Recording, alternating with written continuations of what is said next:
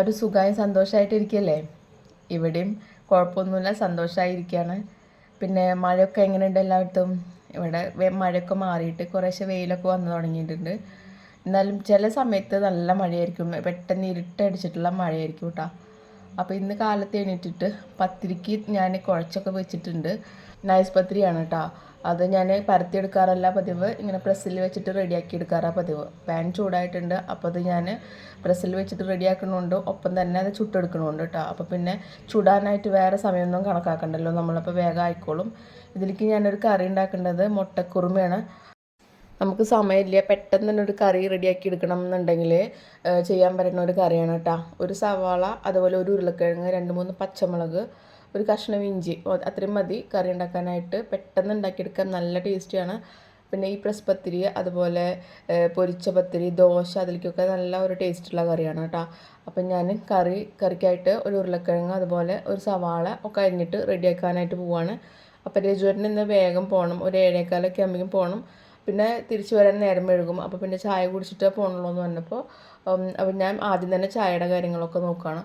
കണ്ടില്ല, ഒരു ഉരുളക്കിഴങ്ങ്, പിന്നെ ഒരു സവാളയുടെ പകുതി ഉരുളക്കിഴങ്ങിൻ്റെ ഒപ്പം കുക്കറിൽ വേവിക്കണം. പകുതി സവാള, അതുപോലെ ഇഞ്ചി പച്ചമുളക് വേറെ അരിഞ്ഞു വയ്ക്കണം. പിന്നെ ഈ ഉരുളക്കിഴങ്ങും ഈ സവാളയും ആവശ്യത്തിനുള്ള ഉപ്പും ചേർത്തിട്ട് ഇത് ഉരുളക്കിഴങ്ങ് നിൽക്കുന്നതിൻ്റെ ഒപ്പം തന്നെ വെള്ളം വയ്ക്കുക. എന്നിട്ട് 2 വിസിൽ വന്നു കഴിഞ്ഞാൽ നന്നായി വെന്ത് കിട്ടും കേട്ടോ. അപ്പോൾ അതങ്ങനെ കുക്കറിലത് സ്റ്റൗമ്മ വെക്കുന്നുണ്ട്. പിന്നെ ഒരു ചീനച്ചട്ടി അടുപ്പത്ത് വെച്ചിട്ട് കുറച്ച് വെളിച്ചെണ്ണ വെച്ചിട്ട് നമ്മുടെ മറ്റേ സവാള, പകുതി സവാളയും ഇഞ്ചിയും അതുപോലെ പച്ചമുളക് അരിഞ്ഞ് വെച്ചിട്ടില്ലേ, അതൊന്ന് വാട്ടിയെടുക്കുന്നുണ്ട്. നന്നായി വാടിക്കോട്ടെ. എന്നിട്ട് അതിലേക്ക് കുറച്ച് മഞ്ഞൾപ്പൊടി ഇടുക, ഒരു 1/4 സ്പൂണോളം മഞ്ഞൾപ്പൊടി ഇടുക. ഉരുളക്കിഴങ്ങ് നന്നായി വെന്ത് വന്നിട്ടുണ്ട് കേട്ടോ. അപ്പോൾ അതിലേക്ക് ചെരിഞ്ഞ് കൊടുക്കുക, അത്രയേ ഉള്ളൂ. പിന്നെ അതിലേക്ക് ആവശ്യമായിട്ട് കുറച്ച് കുരുമുളക് പൊടി, പിന്നെ കറി മസാലപ്പൊടിയില്ലേ, അത് ഒരു 1/4 സ്പൂണോളം കറി മസാലപ്പൊടി, ഒരു 1/2 സ്പൂണോളം കുരുമുളക് പൊടി. എരിവ് അധികമായിട്ട് ഇഷ്ടമല്ലെങ്കിൽ കുറച്ച് കുരുമുളക് പൊടി ഇട്ടാൽ മതി കേട്ടോ. എന്നിട്ട് പിന്നെ ഒരു കട്ടിയുള്ള തേങ്ങാപ്പാൽ കുറച്ച് ഒഴിച്ച് കൊടുക്കുക. അത് നന്നായി ഒന്ന് ഉടയ്ക്കുക. കറി റെഡി ആയിട്ടുണ്ട്, നല്ല ടേസ്റ്റാണ്. പിന്നെ മുട്ട പുഴുങ്ങിയിട്ട് അതിൽ ചേർത്ത് കൊടുക്കുക. വേണ്ടോ, പെട്ടെന്ന് ഉണ്ടാക്കിയെടുക്കാവുന്ന കറിയാണ്, നല്ല ടേസ്റ്റുമാണ് കേട്ടോ. അപ്പോൾ പിന്നെ രജുവേട്ടൻ പോകാനായിട്ട് റെഡി ആയിട്ടുണ്ട്. അപ്പോൾ മുട്ട പുഴുങ്ങിയത് രജുവേട്ടൻ തോലെല്ലാം കളഞ്ഞ് റെഡിയാക്കി വെക്കുന്നുണ്ട്. അപ്പം ഞാൻ ചായയും വെച്ചിട്ടുണ്ട് കേട്ടോ. എല്ലാവരും കൂടി ഒരുമിച്ചിരുന്ന് ചായ കുടിക്കാമെന്ന് വിചാരിക്കുകയാണ്. രജുവേട്ടൻ പോയി കഴിഞ്ഞാൽ പിന്നെ കുറച്ച് കഴിഞ്ഞിട്ട് കുടിക്കാമെന്ന് വിചാരിച്ചിട്ട് നേരം വഴുകും. അപ്പോൾ പിന്നെ എല്ലാവർക്കും കൂടിയുള്ള പാത്രം ചായയും ഒക്കെ റെഡിയാക്കിയിട്ട് മേശമ്മ കൊണ്ടുവച്ചിട്ടുണ്ട്. ഇതേ കറി ഇതേ പാത്രത്തിലേക്ക് മാറ്റുന്നുണ്ട്. കഴുകാനുള്ള പാത്രമൊക്കെ ഞാൻ അപ്പം തന്നെ ഇതേ വാഷ് ബേസിൻ്റെ സൈഡിലേക്കായിട്ട് മാറ്റി വെച്ചിട്ടുണ്ട് കേട്ടോ. പിന്നെ ചായ കുടിച്ചിട്ട് ഇനി പാത്രങ്ങളൊക്കെ കഴുകാമെന്ന് വിചാരിക്കുകയാണ്. ഇവിടെ എനിക്കും രജുവേട്ടനും പിന്നെ കുട്ടികൾക്കും ഒക്കെ ഇഷ്ടമാണ് കേട്ടോ ഈ പത്തിരിയും ഈ കറിയും കൂട്ടി കഴിക്കാനായിട്ട്. ആദ്യമൊന്നും ഈ പ്രസ് പത്തിരി ഉണ്ടാക്കുമ്പോൾ തീരെ ശരിയായിരുന്നില്ല. പത്തിരിയുടെ പൊടി വാട്ടിക്കഴിഞ്ഞാൽ അത് ശരിയാവില്ല. അതായിട്ട് പ്രസ്സിൽ വെച്ചിട്ട് അമർത്തി കഴിഞ്ഞാൽ അത് ആകെ ഒട്ടിപ്പിടിക്കും. അപ്പോൾ ഞാൻ അപ്പുറത്തെ വീട്ടിലെ താത്തയുടെ അടുത്തേക്ക് പോകും, ആ പൊടിയായിട്ട് ചിലപ്പോൾ പോവും, താത്ത എൻ്റെ പത്തിരി ശരിയായിട്ടില്ല. അപ്പോൾ താത്ത പറയും അതിൽ വെള്ളം കൂടിയിട്ടുണ്ട്, അല്ലെങ്കിൽ വെള്ളം കുറഞ്ഞിട്ടുണ്ട്, അപ്പോൾ നീ ഇത് നൂൽപുട്ടുണ്ടാക്കിക്കോ എന്നും പറയും. അപ്പോൾ ഞാൻ ആ പൊടിയായിട്ട് വന്നിട്ട് നൂൽപുട്ടുണ്ടാക്കും. അപ്പോൾ പിറ്റേ ദിവസം താത്ത നേരത്തെ ചെല്ലാനായിട്ട് പറയും. അപ്പോൾ ഞാൻ ചെന്ന് കഴിഞ്ഞാൽ അവരെ വീട്ടിൽ നിന്ന് തന്നെ പൊടി എടുത്തിട്ട് വെള്ളം കറക്റ്റ് അളവിലാക്കി തന്നിട്ട് എന്നെക്കൊണ്ട് തന്നെ ചെയ്യിപ്പിക്കും കേട്ടോ. കറക്റ്റായി ചെയ്യിപ്പിക്കും. ഇതുപോലെ ചെയ്ത് കഴിഞ്ഞാൽ കറക്റ്റ് പത്തിരി കിട്ടും എന്നൊക്കെ പറഞ്ഞിട്ട്. അപ്പോൾ അവിടെ വെച്ചിട്ട് പൊടി വാട്ടിക്കഴിഞ്ഞാൽ ശരിയാവും. പിറ്റേ ദിവസം ഞാൻ വീട്ടിൽ വന്നിട്ട് സ്വന്തമായിട്ട് ചെയ്ത് കഴിഞ്ഞാൽ വീണ്ടും അത് ഫ്ലോപ്പായി പോകും. അങ്ങനെ ചെയ്ത് പഠിച്ച് അവസാനം പത്തിരി ഉണ്ടാക്കാനായിട്ട് ഞാൻ പഠിച്ചു. അതുണ്ടാക്കാനായിട്ട് ഭയങ്കര എക്സ്പേർട്ടാണ് ഞാൻ. എനിക്ക് ഏറ്റവും എളുപ്പമായിട്ട് തോന്നാറും പത്തിരി ഉണ്ടാക്കാനാണ്. പെട്ടെന്ന് പൊടി വാട്ടി പെട്ടെന്ന് തന്നെ പത്തിരി ഉണ്ടാക്കാൻ എനിക്കിപ്പോൾ ഭയങ്കര ഈസിയാണ് കേട്ടോ. ആദ്യത്തെ കാര്യമൊക്കെ ആലോചിക്കുമ്പോൾ പത്തിരി ഉണ്ടാക്കുമ്പോൾ മിക്ക ദിവസവും ഞാൻ ആ കാര്യങ്ങളൊക്കെ ആലോചിക്കാറുണ്ട്. താത്തയുടെ അവിടേക്ക് പൊടിയായിട്ട് പോണതും അത് കൊടുന്ന് നൂൽപുട്ടുണ്ടാക്കണതും ഒക്കെ ആയിട്ട് ഞാൻ ആലോചിക്കാറുണ്ട്. താത്ത 2-3 വട്ടം എനിക്ക് പറഞ്ഞു തന്നിട്ടുണ്ട്. എന്നിട്ട് തന്നെയാണ് ഞാൻ വീണ്ടും ഉണ്ടാക്കി ചിലപ്പോൾ അത് ഭയങ്കര കട്ടിയുള്ള പത്തിരിയായി പോകും, ചിലപ്പോൾ അല്ലെങ്കിൽ പ്രസ്സുമ്മലായിട്ട് ഒട്ടി പിടിക്കും. അങ്ങനെ അവസാനം ഞാനത് പഠിച്ച് എടുത്തു. പിന്നെ രജുവേട്ടൻ അങ്ങനെ ചായ കുടിച്ച് പോയപ്പോൾ മുറ്റടിക്കാനായിട്ട് മുന്നായിട്ട് മീൻ വന്നിട്ടുണ്ടായിരുന്നു, ചെമ്മീൻ വാങ്ങിച്ചു കേട്ടോ. അപ്പോൾ നോക്കുമ്പോഴാണെങ്കിൽ ഈ സ്റ്റെപ്പിൻ്റെ അവിടെയൊക്കെ നായ കയറിയിട്ട് നായയുടെ രോമം കിടക്കുന്നുണ്ട്, അതുപോലെ കാലിൻ്റെ അടയാളങ്ങളൊക്കെ കിടക്കുന്നുണ്ട്. അപ്പം ഞാൻ അവിടെയൊക്കെ ഒന്ന് നന്നായി കഴുകിയിടണം കേട്ടോ. മഴ പെയ്യുമ്പോൾ അവർ ഇവിടെ കയറി കിടക്കുന്നുണ്ട് തോന്നുന്നു. അപ്പോൾ അതൊക്കെ നന്നായി കഴുകിയിടുന്നുണ്ട്. ബാക്കിൽ ഉമ്മാർത്തും അതെ നായ കയറിൻ്റെ കാലിൻ്റെ അടയാളമൊക്കെ കാണാനുണ്ട്. അപ്പോൾ ഞാൻ അതൊക്കെ നന്നായി വൃത്തിയാക്കി കഴുകിയിടുകയാണ്. അത് കഴിഞ്ഞിട്ട് കുറച്ച് ഡ്രസ്സ് കഴുകാനുണ്ടായിരുന്നു. രജുവിൻ്റെ ഡ്രസ്സ് മാത്രമേ ഉള്ളൂ, മാറിയ ഡ്രസ്സ് മാത്രമേ ഉള്ളൂ. ഞങ്ങൾ കുളിയൊക്കെ കഴിഞ്ഞ് കഴിഞ്ഞാൽ ഉടനെ തന്നെ കഴുകിയിടണം. കാരണം തന്നെ ഞങ്ങളുടെ ഡ്രസ്സ് ഒന്നും ഉണ്ടാവില്ല കഴുകാനായിട്ട്. ഇപ്പോൾ നേരം വെളുക്കുമ്പോൾ പിന്നെ യൂണിഫോം ഒന്നുമില്ല. അപ്പോൾ പിന്നെ ആ ഡ്രസ്സ് ഞാൻ പെട്ടെന്ന് കഴുകിയിട്ട് രജുവിൻ്റെ ഡ്രസ്സും തോർത്തും മാത്രമേ ഉള്ളൂ, അത് കഴുകിയിട്ട് അങ്ങനെ മേലെ കൊണ്ടുപോയിടാനായിട്ട് പോവാണ്. നല്ല വെയിലുണ്ട്. മോള് അകൊക്കെ അടിച്ചു വരുന്നുണ്ട് കേട്ടോ. ബെഡൊക്കെ അവൾ വിരിച്ചിടും. പിന്നെ കട്ടലിൻ്റെ അടിഭാഗവും എല്ലാ ഭാഗവും അടക്കി പറക്കി ഒതുക്കി വെച്ചിട്ട് അവൾ അടിപൊളിയാക്കിയിട്ട് അടിച്ചിടും. അപ്പോൾ പിന്നെ എനിക്ക് പെട്ടെന്ന് തുടച്ചെടുത്താൽ മാത്രം മതിയല്ലോ. അപ്പോൾ പിന്നെ ചെമ്മീനും ചക്കക്കുരും കൂടിയിട്ട് കറി വെക്കാമെന്ന് വിചാരിച്ചു. പിന്നെ ചോറൊക്കെ ആയത്തിൽ വെച്ചാൽ മതിയല്ലോ, തിരക്കൊന്നുമില്ലല്ലോ.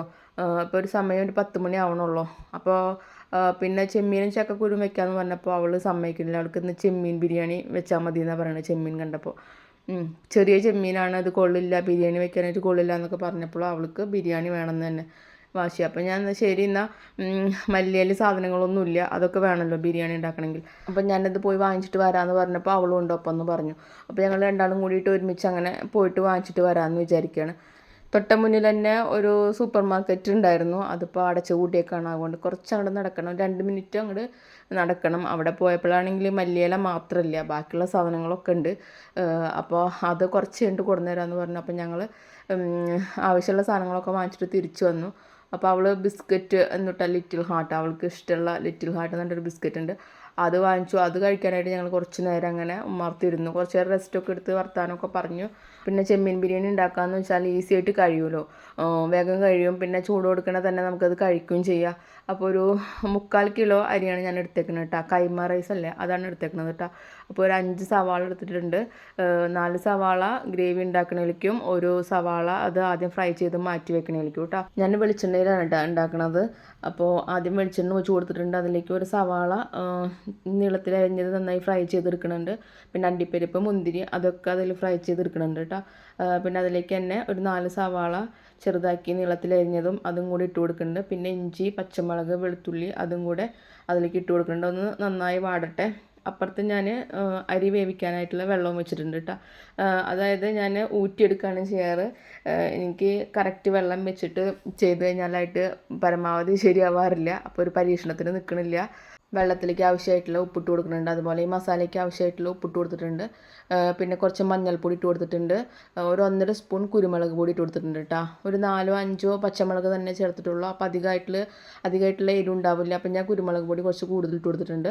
അതിലേക്ക് ആവശ്യമായിട്ടുള്ള ഗരം മസാലപ്പൊടി ഇട്ട് കൊടുക്കുന്നുണ്ട്. ഒരു 1/2 സ്പൂൺ ഗരം മസാലപ്പൊടി ഇട്ട് കൊടുക്കുന്നുണ്ട്. പിന്നെ 2 തക്കാളി അരിഞ്ഞിട്ട് അതും കൂടി ഇട്ട് കൊടുക്കുന്നുണ്ട് കേട്ടോ. അപ്പോൾ വെള്ളം നന്നായി തിളച്ച് വരുന്നുണ്ട്. അപ്പോൾ അതിലേക്ക് ഒരു 2-3 ഏലക്കായ, പിന്നെ പട്ട, പിന്നെ കറി മസാലയുടെ ഈ ഇല, അതുപോലെ പിന്നെ കറിയാമ്പൂ 2 എണ്ണം അതൊക്കെ ഇട്ട് കൊടുക്കുന്നുണ്ട് കേട്ടോ.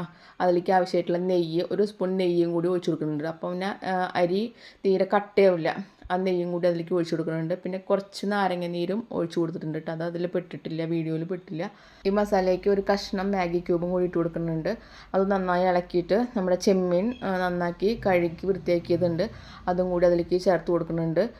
ചെമ്മീനൊക്കെ നന്നായി വെന്ത് വരട്ടെ. അപ്പോഴേക്കും നമുക്ക് അവിടെ അരി ഇടാറായിട്ടുണ്ട്. വെള്ളം നന്നായി തിളച്ച് വന്നിട്ടുണ്ട്. അപ്പം ഞാൻ അരി കുറച്ച് നേരമായിട്ട് കുതിർത്തി വെച്ചിട്ടുണ്ട് കേട്ടോ. 3/4 കിലോ അരിയാണ് എടുത്തേക്കണത് കേട്ടോ. അപ്പോൾ അതും അരി അതിലേക്ക് ഇട്ട് കൊടുക്കുന്നുണ്ട്. ഒരു 10 മിനിറ്റ് മതി. അപ്പോഴേക്കും നന്നായി അരി വെന്ത് വരും. അതുപോലെ ചെമ്മീനും നന്നായി വെന്ത് വന്നിട്ടുണ്ട് കേട്ടോ. അപ്പം ഞാൻ ചെമ്മീൻ്റെ ഫ്ലെയിമൊക്കെ ഓഫ് ചെയ്തിട്ടുണ്ട്. അരിയൊക്കെ നന്നായി വെന്ത് വന്നിട്ടുണ്ട്. നന്നായി വെന്ത് ഓടാനായിട്ട് നിൽക്കേണ്ട, കാരണം നമുക്ക് കുറച്ച് നേരം ദമ്മിടാനായിട്ടുണ്ട്. അപ്പോൾ ആ കുക്കറിൽ തന്നെയാണ് ദമ്മിടുന്നത്. അപ്പോൾ കുറച്ച് കഞ്ഞിവെള്ളവും കുറച്ച് റൈസും കൂടിയിട്ട് അതിൻ്റെ അടിയിൽ തന്നെ വെക്കണതായിരിക്കും നല്ലത്. എന്നിട്ട് കുറച്ച് ചെമ്മീൻ്റെ മിക്സും കൂടി ഇട്ട് കൊടുക്കുന്നുണ്ട്. പിന്നെ റൈസ് ഇട്ട് കൊടുക്കുന്നുണ്ട്. അങ്ങനെ ചെമ്മീൻ ഇട്ട് കൊടുക്കുന്നുണ്ട്. അങ്ങനെ നമ്മൾ സാധാരണ ദമ്മിടുന്ന പോലെ തന്നെ എല്ലാം ഇട്ട് കഴിഞ്ഞതിന് ശേഷം പിന്നെ നമ്മുടെ സവാള ഫ്രൈ ചെയ്തതും പിന്നെ അണ്ടിപ്പരിപ്പ്, മുന്തിരി അതെല്ലാം കൂടിയിട്ട് ഗാർണിഷ് ചെയ്ത് കൊടുക്കുന്നുണ്ട് കേട്ടോ. പിന്നെ അതിൻ്റെ മേലെ ചെറിയില്ലേ, നമ്മൾ സാധാരണ കടയിൽ നിന്ന് വാങ്ങുന്ന ചെറി, ആ ചെറി ചെറുതാക്കി അരിഞ്ഞിട്ട് ഇട്ട് കൊടുക്കുക. നല്ലൊരു ടേസ്റ്റാണ്. ചെമ്മീൻ ബിരിയാണി ആണെങ്കിലും ചിക്കൻ ബിരിയാണി ആണെങ്കിലും ഒക്കെ നല്ലൊരു ടേസ്റ്റാണ് കേട്ടോ. പിന്നെ നെയ്യ് ഒഴിച്ച് കൊടുക്കുന്നുണ്ട്. കാരണം നമ്മൾ കുറച്ച് വെളിച്ചെണ്ണയിലാണ് നമ്മുടെ മസാല തയ്യാറാക്കി എടുത്തിട്ടുള്ളത്. അപ്പോൾ തീരെ ഒരു എണ്ണയുടെ ഒരു അംശം ഇല്ല അതിൽ. അപ്പോൾ കുറച്ച് നെയ്യ് കൂടുതൽ ഒഴിച്ച് കൊടുക്കുന്നുണ്ട്. പിന്നെ ഞാൻ പറഞ്ഞ പോലെ ചെറിയിട്ട് കൊടുക്കുന്നുണ്ട്. എന്നിട്ട് അത് അടച്ച് വെച്ചിട്ട് തീ കുറച്ച് വെച്ചിട്ട് ഒരു 5 മിനിറ്റ് ഒന്ന് ദം ചെയ്തെടുക്കുകയാണ് കേട്ടോ. അപ്പോൾ പിന്നെ അവൾക്ക് ഇഷ്ടമുള്ള സാധനം ഉണ്ടാക്കണ കാരണം തന്നെ അവൾ അടുക്കളയിലത്തെ ബാക്കിയുള്ള പണികളൊക്കെ മോള് ചെയ്യുന്നുണ്ട്. അവളെ പാത്രമൊക്കെ റെഡിയാക്കി കഴുകി വൃത്തിയാക്കി വെച്ചിട്ടുണ്ട്. അപ്പോൾ മീൻ നന്നാക്കിയ കാരണം ചെമ്മീൻ്റെ മണം പിന്നെ അടുക്കളയിൽ നല്ല മണം ഉണ്ട്. അതുകൊണ്ട് ഞാൻ ആ സ്ലാബൊക്കെ നന്നായി ഉരച്ച് കഴുകി വൃത്തിയാക്കി ഇടുകയാണ്. അത് കഴിഞ്ഞ് കഴിഞ്ഞാൽ പെട്ടെന്ന് തന്നെ കുളിക്കണം. കുറച്ച് നേരം ഇരുന്ന് കഴിഞ്ഞാലായിട്ട് മടിയാവും. അപ്പോൾ പിന്നെ പെട്ടെന്ന് തന്നെ കുളിക്കാമെന്ന് വിചാരിക്കുകയാണ്.